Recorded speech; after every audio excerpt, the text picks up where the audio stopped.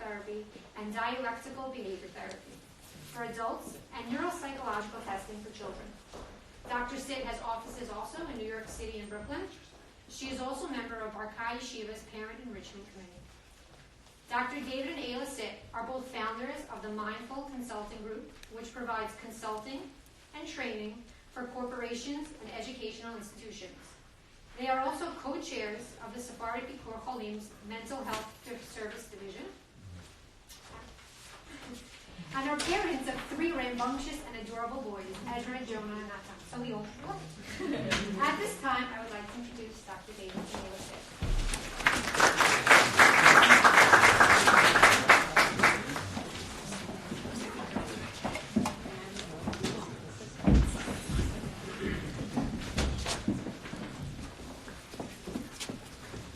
Thank you very much for those really warm introductions and for opening up your home to us, to the Mishon family, for opening up their home for this launching event. It's great to know that Hillel, which I am, by the way, an alumni of, up until 5th grade at least, but a very proud alumni of Hillel, to see how organized the community is and the school is to create enrichment. We all know that enrichment for our children is what we think is our first and foremost goal. But if you're not enriching the parent body, and we believe in this for Barkai Yeshiva and for all the other yeshivas in the community, if you're not enriching the parents, then you're really only accomplishing half the work. Because the teachers are only in the school at the time. And the parents, us, are around the children the rest of that time. And it's up to us to work together and collaborate, which is a word that already came up, in this effort. So we're really excited to share with you today the opening conversation about working together to raise happier children. It happens to be in the title. We had a bit of a conversation with the committee. Initially, the thought was to title this talk, Raising Happy Children. And Ayla and I both kind of took a step back. That's a lot of pressure, a big burden on us. 45 minutes. Right? How are we going to definitively, in a very succinct manner, almost in a binary way, guarantee happiness? That's not possible. And in fact, life is all about the journey towards happiness. And so our, collaborating with the committee, we decided let's just tweak it and make it about raising happier. Right? So if there's an effort, if there's a journey, and that's a theme that will come up with us today, that's really our goal, is to create a journey, a mindful journey towards the happy children and the happy family and the resilient family as well.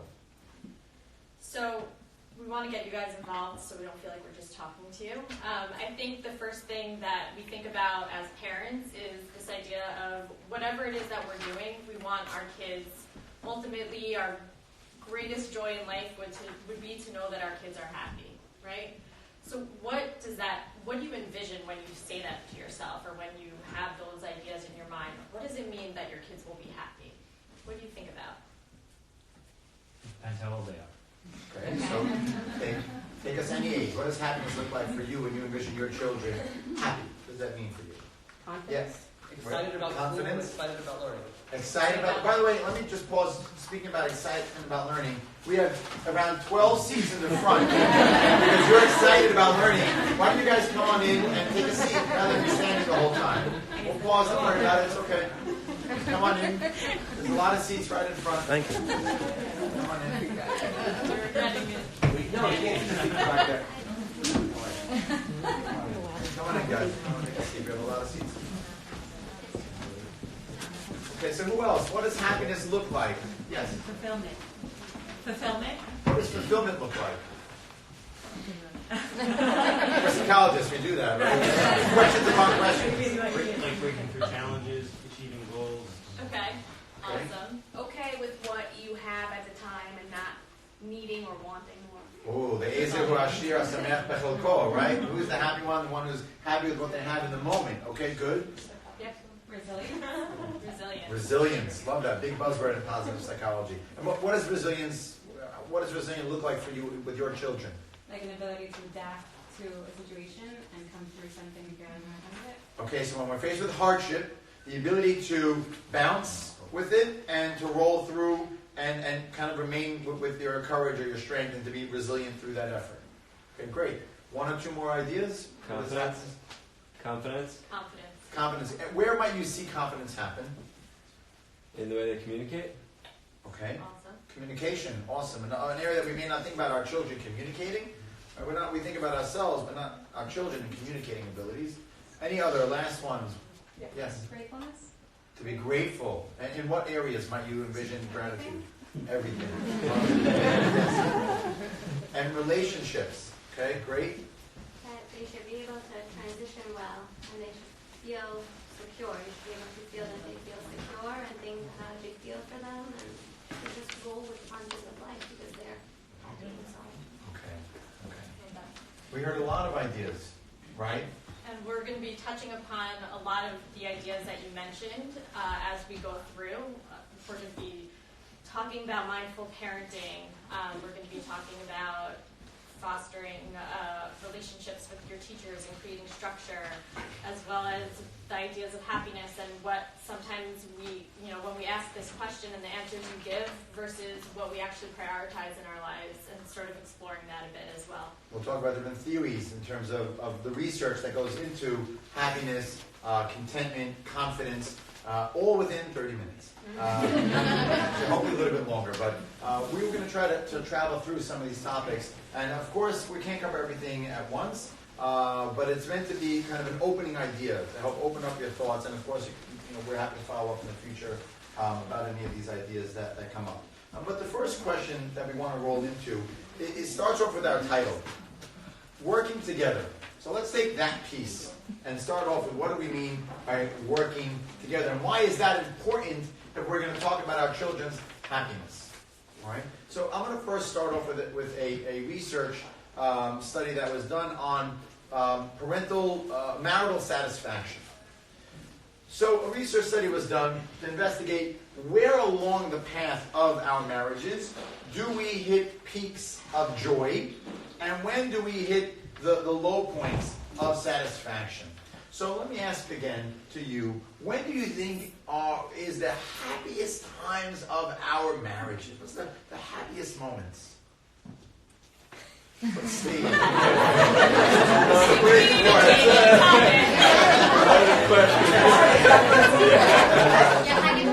you do something to make your spouse happy. Okay. And what about the stage? That's an action. What stage in your life? Is it when you're first married? Is it when you have children? Is it when your children graduate high school? Is it when they go off to college and you don't see them anymore? What's the happiest stage, do you think, of a marriage? Yes? Happiest and hardest is when you have your kids. Right when you have your kids, right? But that's also the hardest. Also the hardest. Happiest and hardest. Okay.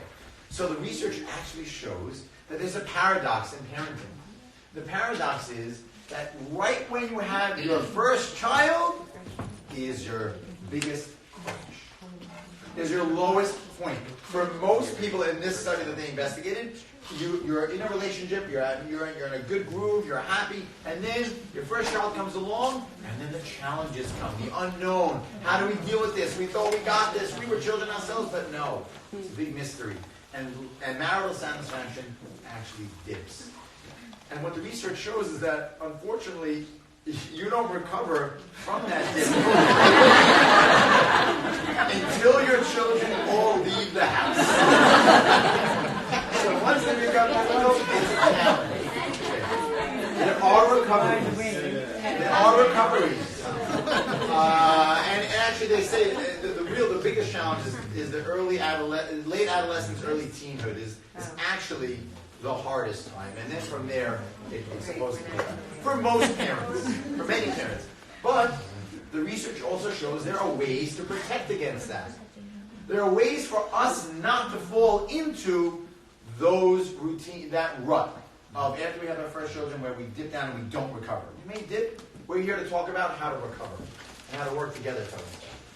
So when you're on an airplane, and they're going through all of the safety measures, what do they say if we're going down and the oxygen masks come down? What do you do? Take care of yourself first. Take care of yourself first. And so all of the research shows anything you look at that talks about how to take care of your children first says you need to start taking care of yourself. So we're not going to go into that in detail here, although a lot of the things we're going to talk about will apply to you as well. But if your children look to you, and if you are not, if you're anxious, if you're depressed, if your marriage has trouble, you got to work on those things first, because your kids are aware, they know what's going on, even if they may not understand the details of it, they could feel it. They feel it in the way that you react to them. They feel it in the way that you are present with them. And so take care of yourself is number one. And don't think that, the point here is, don't put it off till the next year. Let's just get through this hardship that our child is going through. You have to do both at the same time. It's not one or the other. It's simultaneous. It's both. You cannot ignore and snooze that difficulty either in your own self, right? If you're stressed with work, or you have difficulty financially, or your marriage is having bumps. You must address that first. Put the oxygen on. Take those deep breaths in, whether it be going through counseling, whether it be going to speak to friends that could give you good advice, or speaking from spiritual leadership. Find a way to address the oxygen that you need, and that will help you focus more clearly on the troubles or the challenges, or even if there's just giving the best effort you can give for your children. So when we asked what you thought of when you thought of the idea of happiness, someone said feeling secure, wanting their child to feel secure. And one way of doing that is for you to be on the same page, right? So you, your spouse, your partner, your family, whoever is a part of raising your child, whether it's the teachers, caregivers, you all need to be on the same page. If it's communication, I know for us, if our teachers call us and say, your son bit someone, it may or may not have happened today, then you need to come back and talk to your kid about that, right? And say, I spoke to your teacher, this is what they told you, like reinforcing the lessons that are being learned at school back at home, so that your kids know that we're all in this together. We're all a community, and while it may be uncomfortable for them at times, they also are hearing that they have a huge team of people who all care about them and who are all on the same page. And there is something that feels very secure and safe for them to know that. Right, they say it takes a village. You hear that saying? It takes a village, right? And you live on the kibbutz, it takes the kibbutz. So it's all about getting together, not just only within your relationship, but and as many players that are going to have touch points with your family, to be communicative about the fact that we have our approach. And so this comes into the challenge with grandparents, right? You go to your parents' house, and they have a certain way of doing things that kind of totally undermines your approach. So with my pet peeve with one of our parents, I won't say which, tends to give their telephone to our children when they're over. And we have a very strict effort to try to have no phones in our children's hands, right? And we'll talk about technology throughout, and that's a big thing. But when one of our parents is there, their go-to is to give the kids say, give us your phone, grandparent. You know how to get to the grandparent's soft spot, and the grandparent gives them the phone. Oh, it's so cute. Look how, and we had to have a conversation with the grandparents. In our home, we really try not to give the phone to the children because of this reason, because of that reason. This is what we believe in now. And it's about getting everybody on one team. We have a saying in our house. One team, one dream. One team, one dream. We all have to be on the same team. We have to have kind of the same vision, the same dream to achieve what we're trying to achieve. So that we find to be a helpful segue into how can we be the most present parents that we want to be. And in that comes mindful parenting. I know that term mindfulness, it gets thrown around a lot. It's a pretty hot word these days. But so we wanted to just sort of ask you if any of you have heard of that word and what that might mean to you. Right, so when you hear mindfulness, what is it? Awareness. Awareness. Okay, awareness. Present. Present. Okay, present awareness. Good. You got it. Mind over matter. Mind over matter, letting your mind kind of have an influence over your physical body, right? I mean, last time we were here in Jersey, we were speaking, we spoke in memory of DJ Cohen, our good friend.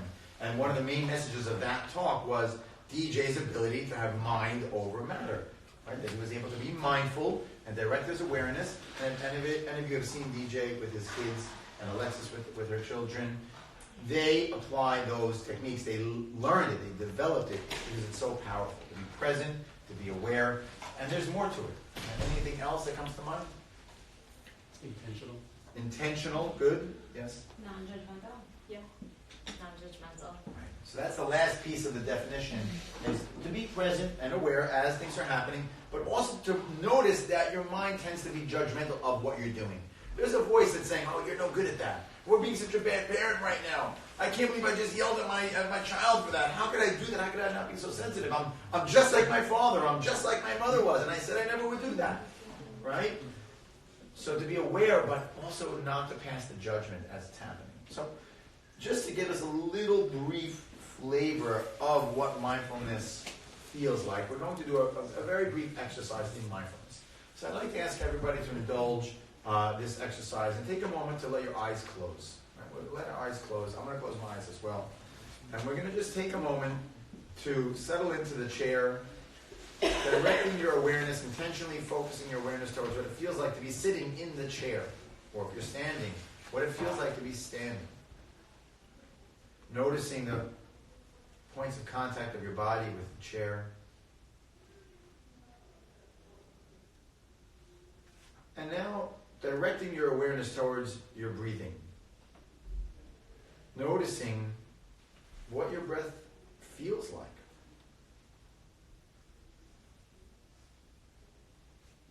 Am I breathing into my nose or am I breathing into my mouth? Where is my breath moving in my body? I'm curious. Noticing, of course, as your mind drifts away to things other than your breath, which will normally happen. That's nothing that's bad. I don't need to judge that. Just notice it and invite your awareness back for one more moment to what your breath feels like. Maybe you take a deep breath and see how that changes.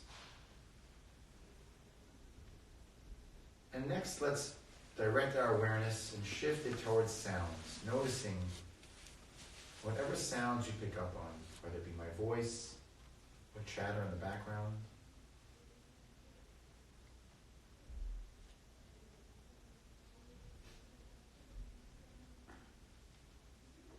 Maybe that emptiness of sound even.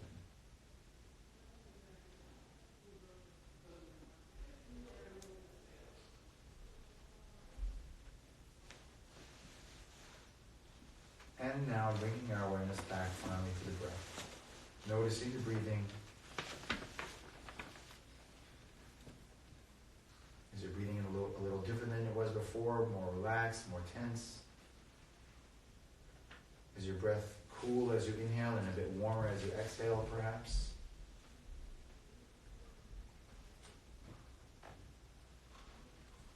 And is my mind continually distracted? Did I notice that? And now, I invite you to let your eyes gently open, slowly taking in the room, noticing what your mind, your brain, your body, your senses feel like coming back online. And take a moment to turn to the person next to you, one of the people, and share a little bit about what you noticed. What was the experience like for you through that very brief meditation?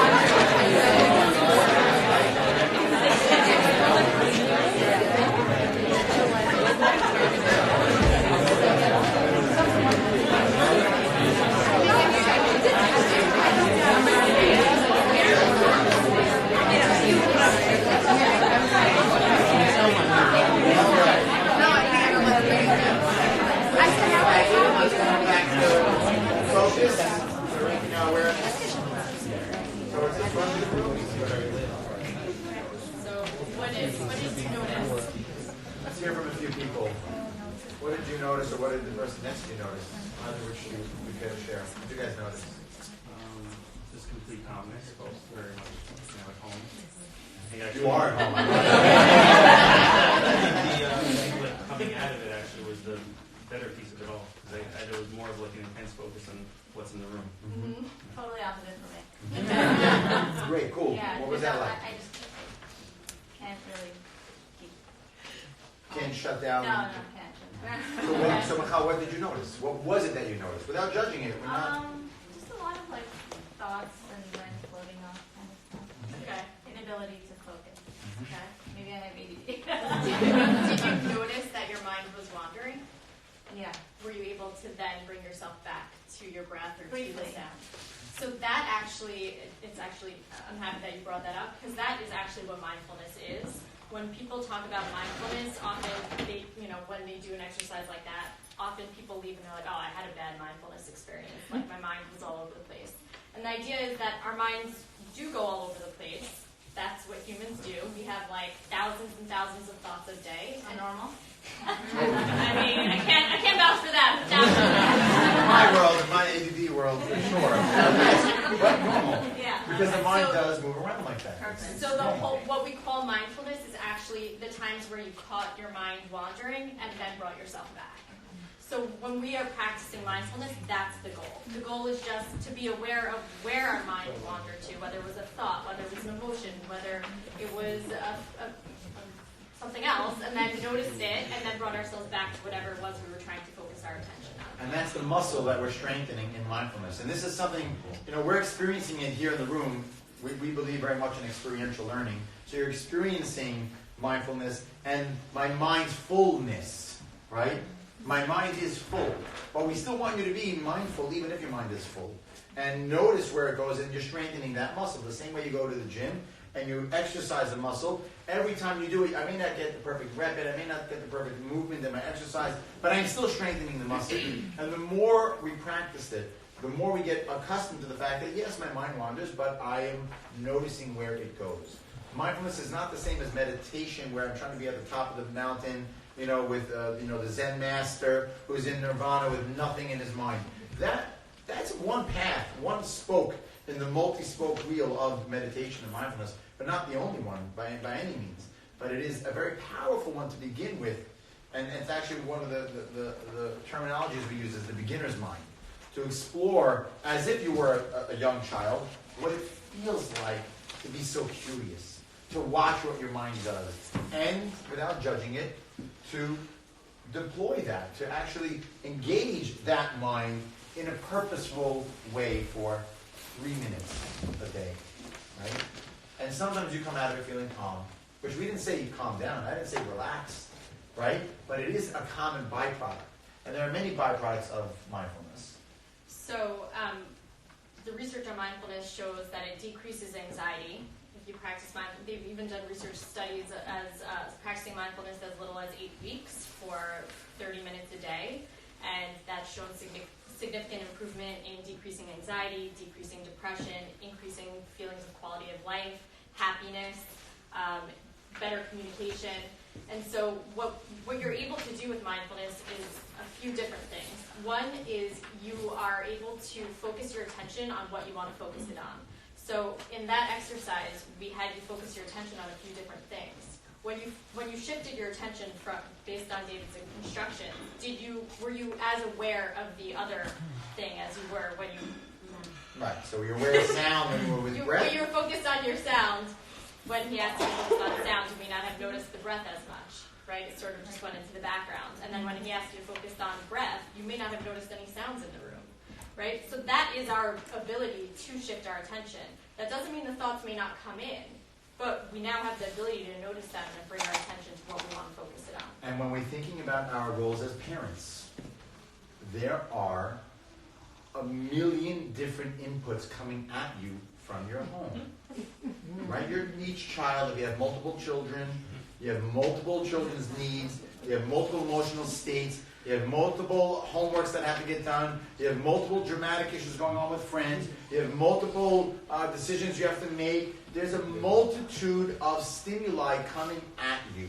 And so therefore, the practice of mindfulness is there to help power you up to be more adept to deal with your children and whatever's coming your way. And before we get into, which is where we're heading, into specifics about happiness and what some of the research is behind happiness and how to address some of that, we want to point out one other fact about mindful parenting, working together. What you do is being observed under a microscope and a telescope at the same time. Your children see everything that you are doing, and they are modeling what you're doing.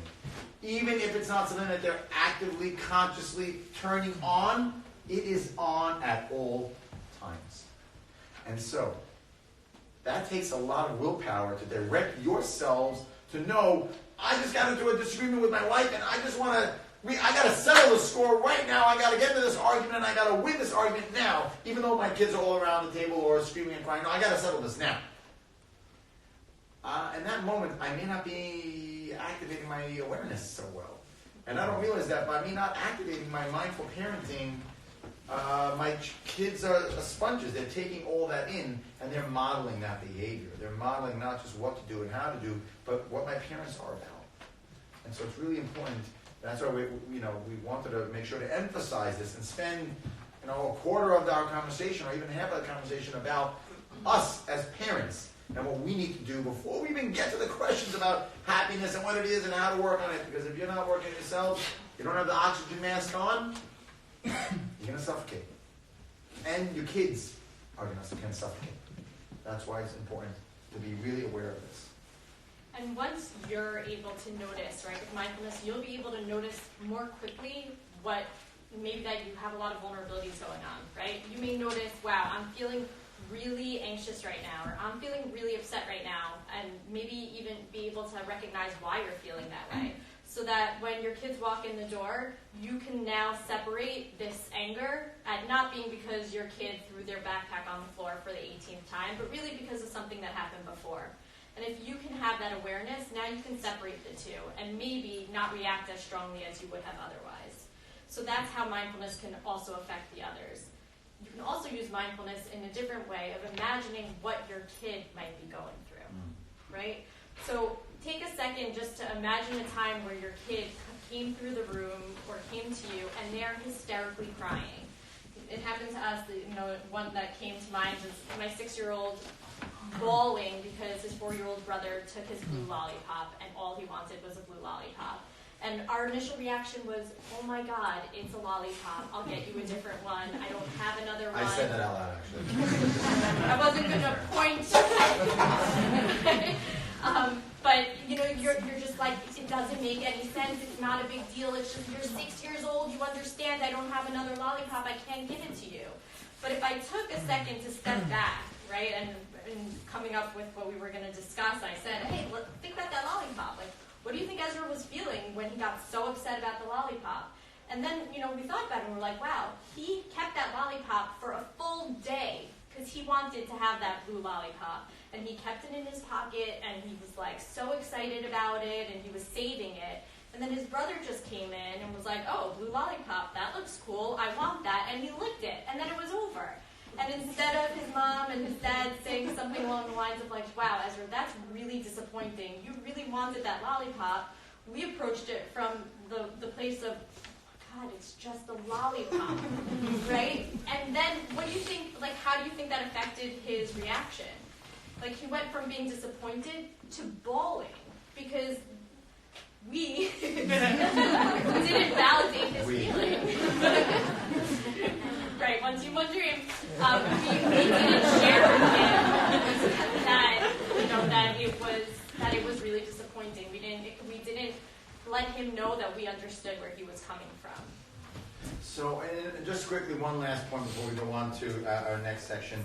I know technology was brought up in the introduction, right? Our need to kind of be balanced with technology. And this is an area that we really, again, separately in its own full-on lecture or lesson that we teach is about the balanced life with technology. It's so important, and none of us can deny that. We used to give this lecture, 8 years ago, and people denied it. No, what are you talking about? It's the greatest thing ever. Every classroom, every school stuffed themselves with all this technology all over the place. And we said, guys, I don't think this is going to work out. Early research, even before you see the research, you know, it doesn't make a lot of sense. But now we woke up. Everyone's woke to this. And we see technology as a problem. So balancing yourselves with technology, modeling how you're using technology is crucial. If you think that coming home at night after a hard day's of work or a hard day doing whatever you have to do with your responsibilities for that day, and you're going to come home with your kids for dinner, and you're going to be on your phone the whole time, that works for your kids, you don't think that they know that you're actually choosing something else other than them? They know it. They feel it. You want, look, we're a young parent body in this room, it seems. So I don't know how many people have older kids who are already, 15 and 18, but, they're going to be on their phones as well. They're going to have their whole life. But you have to begin from now, putting your phones away at night. Sleeping in another room than your phone. Do not sleep in the room with your phone. Charge it in another room. Get an alarm clock. They invented them a couple years ago. Right. So technology is a particular way where you have to really be aware and mindful of how you're engaging with it and to be mindful of it. But parenthetical, because it's a whole other larger conversation. Let's now move to the idea of happiness. Yeah. So when we asked you what you envision for your children when you think of happiness, you gave us all these different ideas of feeling secure, feeling able to get through obstacles and be better for it and learning from it, right? Oftentimes, though, we might find that when our children come to us and they say things, it usually seems to be about material things, right? Like, Mom, I need this, or this other kid has a Switch, I need a Switch, or whatever it may be. And then you feel this guilt of, I need to get them this, what item do I need to get, what would be enough that they feel like they'll be satisfied, and they're comparing with their friends and all of that. What the research shows is that material things are on the bottom of what makes children happy. When children fill out questionnaires about what are the things that make me feel the most happy, material things are at the bottom. So even though those might be the things that they're able to verbalize because it's something tangible and they can say, like, I want this, this is all I want, it's very rare that you'll have a young child be able to come up and say something along the lines of, like, Mom, I need an extra hug today, or Mom, I want to spend more time with you, or Dad, can we do this? I'd really love to play this game with you. And the correlation is not only just about what makes them happy now, but what is tracked with their happiness long term. So when you ask us now, what in your life that you had when you were a child, think about this. What in your life that you had when you were a child led to your happiness as a child and even into adulthood? Think about it. Is it, I had this great bike. My parents bought me this bike or this Lego set, or I went on that vacation to and that was it. There's no way that any of us, very few of us, I should say, some may, right? Because statistics don't know, it's never 100%. But the large majority will not find that the material thing that you had as a kid is what made you happy as a kid and led to your happiness as an adult. We really need to think about that, because we get stuck with our kids because they know how to really press our buttons for the blue lollipop, right? Or for whatever it might be. Okay. And also just one thing to keep in mind, we also, as adults, think that our children's performance in school is what will correlate with their being successful or their being happy. Their IQ level are the correlates with happiness. And again, the research is not there. The research does not support that. Okay? The research actually supports that happiness is the biggest predictor of success in the future, right, not intelligence. Happy adolescents make more money 15 years later than their unhappy classmates. It's about really happiness. Self-discipline is a better predictor of high school grades, self-discipline, than IQ. So if you're going to look at IQ, just the sheer performance on a WACE test versus their ability to be disciplined and focus, and that self-discipline doesn't have to be in school. It can be self-discipline in other areas of their life. That's a bigger predictor of success later on. And so there's just things to keep in mind about what we're valuing here. So in that along those same lines, there's research by this psychologist named Carol Dweck, and the research is all about growth mindset. And the idea of growth mindset is that our intelligence does not lead to what we are able to achieve, and that working with your children with what we call the fixed mindset is this idea that we are born with a certain amount of intelligence, and that is what we have, right? And sometimes we may say things along those lines with our kids, thinking that we're giving them like this positive way of viewing skills that they may be born with, right? We may say things like, oh, Ezra was always athletic from the day he was born. Or, Jonah, not so athletic, but he was, really good with his numbers. And so we think we're, giving them this great way of, holding on to something that's super special about them. But what the research actually shows is that's what we call, a fixed mindset. And what's more important is to teach your children that they can develop and they can succeed with effort. And that even though they may have certain things that come easier to them when they're born, that fostering that skill level and continuing to put effort into it over time, that is what leads to success. If we're only focusing on the fixed mindset, things such as, you're so smart, you're so athletic, you're so creative, you are this, what you're also communicating to the child is, and if you lose that, there's a problem. I love you because you're so smart. Even more difficult, even more problematic. I love you because you are so good at this. I love you because you perform so well in the dance recital. What you're communicating is, and if you didn't perform so well in that dance recital, I may not love you. Right? Or you may lose that, and if you lose it, that's a big problem. That's a fixed mindset, and a very difficult one. And again, it's not that we're consciously saying that, but that's what Carol Dweck's research is showing is being communicated, as opposed to this idea of the growth mindset. All right? So they even did this research study where they took a group of children and they took an achievement test. And after the achievement test, they told one half of the students that their scores were excellent and that they were very intelligent. And then they told another group that the effort that they put in was unbelievable. They had them take the achievement test again at another point. And the children who they told that their intelligence was excellent, their scores went down by 20%. The children who they told that their effort was unbelievable, their scores went up by 30%. And it just further shows that what we want to help our children see is that it's the effort that matters. And so when they do well in school, it's telling them, wow, you worked so hard, and I can see that it's paid. It worked for you.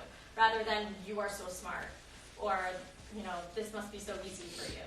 Because we want them to know that if something isn't easy for them, that doesn't mean that that's something they can't pursue either. They need to work for it. Not everything comes easy, and not everything is something you're born with. And if we are going to enhance and encourage the growth mindset, right, of effort and praise this aspect of children's persistence, it is going to correlate with greater self-esteem. And self-esteem, we can all identify. Confidence, self-confidence is really crucial to success and to long-term, someone said before, grit or perseverance, right? To have grit, you really need to be able to turn inwards and say, I have I have the courage. And so all of these things are dominoes, and they all connect.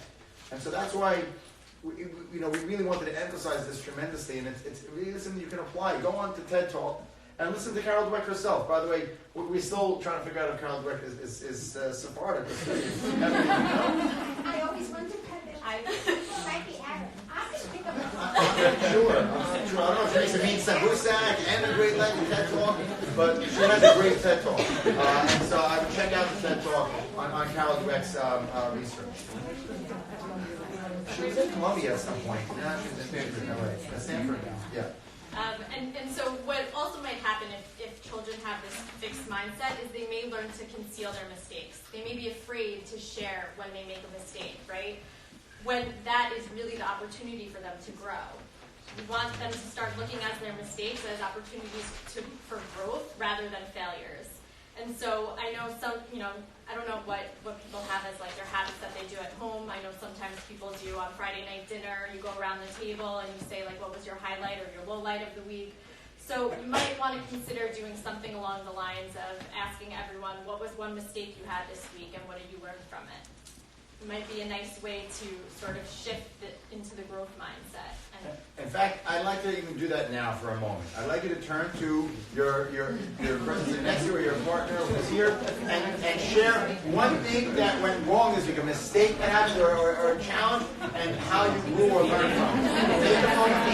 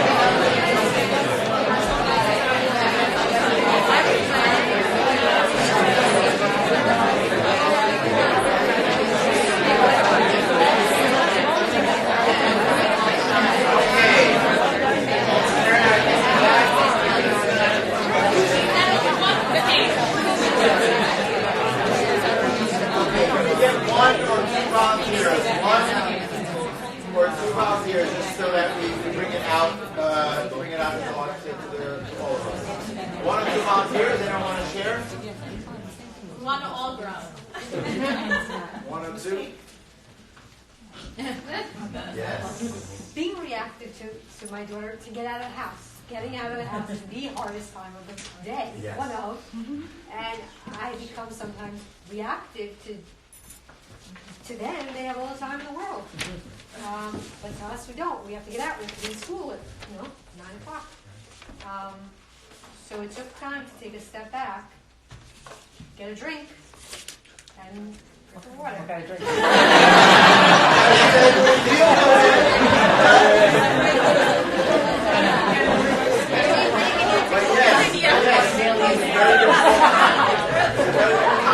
And so what does it feel like, just out of curiosity, to reflect on it out loud and to share that? Does it Good feeling. feels good, right? To say it out loud and to acknowledge it is very powerful. We can't just keep letting every one of these things just bury and build and scar tissue and scar tissue. So just by sharing it, we're just saying once a week, Friday night dinner, share it. Okay, but maybe it's something that you enjoy doing and it's something that you and your spouse do a little bit more often, right? Yeah. Is it okay, so along the lines of Friday night and admitting to your mistakes, is it okay to admit in front of your children something like that, where I yelled and I didn't want to do that, I think that's like even more Dafka, as they say. Yeah. because it's important for our children to understand that we are human and that we make mistakes. And I think that if they can see us model apologizing or reflecting on our behavior and then wanting to modify it, then we're showing them that when you make a mistake, it's amazing for you to apologize as well and then work on modifying your behavior too. Can I tell a great story on that? Yeah. Great story? My story? Okay. Yeah. One of my most amazing, true, He didn't make it up. All right. And it ties into all of these stories. So over the summer, it was like the second to last week of the summer, and I was trying to get the first minyan, and it was a week that Yechazkel Zion and his two sons were going to be the three chazans at Bet Yosef on Norwood Avenue. It was a special Shabbat. It's a beautiful singing, and I was really excited to go. And so I'm up early, and I'm getting myself ready, and my son Ezra, my 6-year-old son, was up early as well, and he says, Dad, I want to have breakfast. Okay, let's go down and have breakfast. and I'm trying to get him ready. And he says, "Dad, I want to do, I want to pour the milk and I want to pour the cereal myself today." And I said, "Ezra, please don't. Let me just do it for you." You know, it was like the 1 gallon. the big gallons, the jug. I said, "Ezra, please let me do it." I turned around to do something, and sure enough, and he has the milk, and he pours it, and the whole thing explodes. And I, in all my excitement, got very upset. I said, "Ezra, what are you doing? I thought I told you not to pour the milk, and I was going to do this. How could you do this right now? I'm in a rush. I'm trying to get out of here. Now I have to clean it up." And I got all flustered, and I cleaned it up, and he looked at me, and he said, first of all, he said, it's not gonna bother me that you're yelling, that you're using angry words at me, Daddy. I said that's very advanced vocabulary. He's very emotionally intelligent. It's a little strange. But okay, so then I cleaned up. I said, "Okay, Ezra, I gotta go." And I didn't say anything to him, and I just ran out and got the shul. And the minute I got the shul, I thought to myself, "Whoa, what's wrong with you? Where are your priorities, man? You're all about getting to shul on time so you can be in shul, but you missed your son." It was like, God's in him, he's in all of us. Okay, so now I get home. After shul. And I get up to my driveway, and he's outside, and I said, "Ezra, I'd like to talk to you, and come here for a minute." And he comes over, and he's all happy, he's in a good mood, and he jumps up, and I'm holding him, and I said, "Ezra, I want to tell you, earlier, you remember what happened this morning?" "Oh yeah, Dad, when I poured your milk and it spilled." I said, "Ezra, I want to tell you, I'm really sorry. I'm so sorry that I spoke with angry words to you, and I'm so sorry that I wasn't patient with you. It didn't make any sense that I should do that. It really is a priority." And he looked at me, and he grabbed my face, and he said, "Daddy, don't worry about that. The past is the past. Whoa, the past is the past, Daddy. We are here in the present." Literally. So I'm like, the kid's definitely sponging, because we talk about this stuff all the time. He's sponging, and he spun back to me, and he's like, "Don't worry about it, Daddy." And I'm like, "Great." And then, fast forward, like a month ago, I was telling the story to my friends. I said, "Wait a minute, Ezra, do you remember that day where you spilled the milk?" And he says, "Oh yeah, I remember, I spilled the milk, and then I told you, Daddy, the past is the past." And he remembered it, and he really brought it in, and that was a big lesson for me on all these fronts. Modeling is happening, they're sponging it up. You should definitely apologize, because you're teaching, and he does apologize to us at times when he's over. So it's a really important thing to do, we think, and for sure the research is very supportive of that. You got to admit your mistakes. You're human, and your kids got to know that too. When he's a teenager and you try to parent him, I was going to say, Right. When he's a teenager, I'm going to be coming to you for counseling. That's going to be a big challenge. So I think that's a nice shift to emotional intelligence, right? And when we think about emotional intelligence, it's really a very important piece, and maybe we'll just end with this, is the idea of being able to help your children understand what their emotions are. When they come to you, we can use any of the examples we brought up. And when he came to me with that blue lollipop, without the blue lollipop, and he was all upset, right? Helping him understand, validating what he's going through, right? Like, wow, Ezra, that's really upsetting that you lost that lollipop. It's something that you really wanted. So first going through the validation, then helping them identify what the emotion is. What are you feeling? You're crying. Are you upset? Are you sad? Are you angry?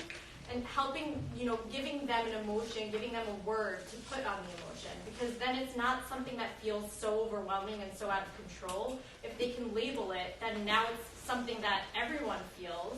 It's an emotion you can identify and I can identify, and then you want to help them figure out what to do with it, right? If their emotions are really high, maybe it's teaching them how to take a deep breath. Maybe it's helping them splash water on their face.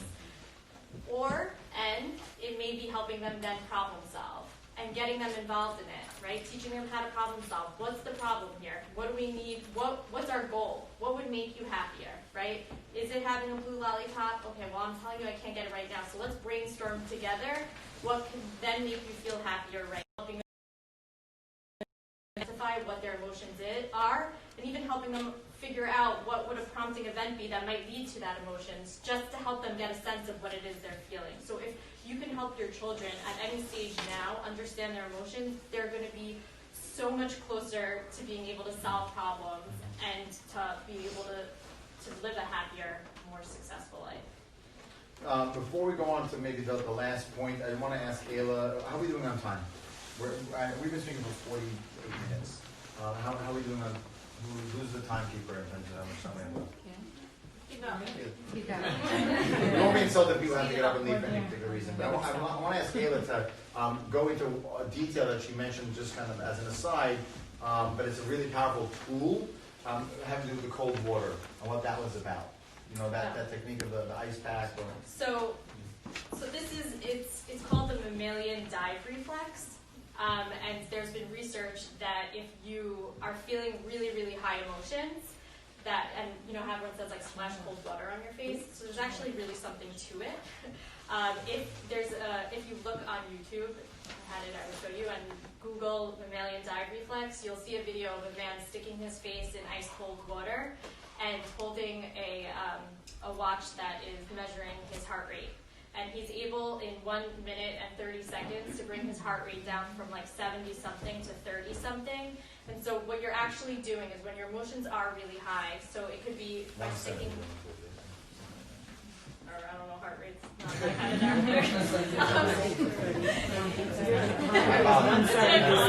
Anyway, what you're doing is, that skill is basically calming your body to calm your emotions. And so you can't actually feel the same intensity of emotions if your body is feeling what we would experience as a calm. Like what your body feels when it's calm is your heart rate is much lower. So it is a way to calm yourself and your children and to teach them these skills when they don't need it, so that when they do need it, they would maybe think to use it themselves, or they wouldn't take it as an insult when you say, why don't we try splashing water on your face or doing something like that. You can also do it with ice packs or very, very cold water, and just hold it over your face for like 30 seconds. And you can do this for your children, right? So, you know, I've seen Ayla do this with our children, where she'll take, you know, the ice packs that you have, the refreezing ice packs, and when one of the kids is really just worked up and at that irrational point where you can't get anything in there, she'll just ask them to come inside, she'll get the ice pack and she'll put it on their neck or on their forehead, and it's just... supposed to cover this part of your face, like your eye sockets and like the part of your cheekbones, or in water, your whole face. I don't want to do that with my kids. Yeah, that's what Child services maybe not be your daughter. that's for you. But very The powerful. idea is that could be your like ollie skill before you could go to problem solving. What Because age is that one at? any age, Like starting, The ice pack, any age. if they can tolerate it, they can tolerate Yeah, it. it's more like, you know, I know some kids even before might say like, oh, but even, you can even do it in lesser ways of just taking them outside and just like really cold air showers. Okay, so let's just head to the finish line. We'll head to the finish line with these last thoughts. So all of what we're talking about, we all want to pack it into an idea of balance. Because we know the reality is that we are all stretched out thin, and our children have a lot going on in their lives. And you know, one thing to keep in mind in terms of balance is, even in terms of how we're encouraging our children and how we're trying to strive towards happiness, to maybe not get, you know, you may get excited because your kid is really enjoy something like basketball, or they really enjoy their artwork, or they really enjoy school. They're really excellent and love school. Be aware that if all you're going to do is encourage them in that one area, you're not teaching them balance. You're teaching them to put all their eggs in one basket. And really, in reality, the research shows that we want to try to encourage kids, again, in a growth mindset, to take on the areas that they're not as confident in, that they don't have it all worked out in, and try to slowly help them and encourage them to find and experiment in other areas as well, because that's going to bring more balance to them. And so that when things happen, because things do happen, and there will be failures along the way, that if they fail in one area that they spend all their time focusing on, that will feel really crushing. But if they have a life where they give to others, where they do chesed, where they care and they spend a lot of time with their family, and they have sport that they like, or they have art that they enjoy, and they like certain things in school, then if something happens in one of those areas, they haven't lost everything. They can still see that there is light at the end of the tunnel. And that's really how you can help your child accumulate positive, which will lead them to feel more happy in all aspects of their life. And we always want to try to encourage our children to develop gratitude. One of the most cardinal findings from the positive psychology world is the positive effects of gratefulness and gratitude. And they talk about a gratitude journal. So research shows that even if you just jot down 3 items, 3 areas of gratefulness, of gratitude for 21 days in a row, that you will see significant shifts in happiness levels and self-confidence. In measurable fMRI studies that they'll do, they can see changes in neural chemistry in the brain if you're simply reflecting on things you're grateful for. Now, we do this in Judaism. We have a leg up because we have the structure of tefillah, which has in it gratitude. But I think many of us have a hard time having the intention as we're engaging in those prayers. And I've talked with a lot of rabbis and I've talked with a lot of administrators about the need in our schools to enhance kavanah and understanding of tefillah. It's already there for us. The infrastructure is there. But we're really, for some people, I don't know, maybe it's just for me, that it's hard to power it up with real true awareness as it's happening. So in the meantime, let's take and help our children just be grateful and reflect on 3 things every day when they want to come home for 21 days in a row. What 3 things happen? Oh, nothing in school today.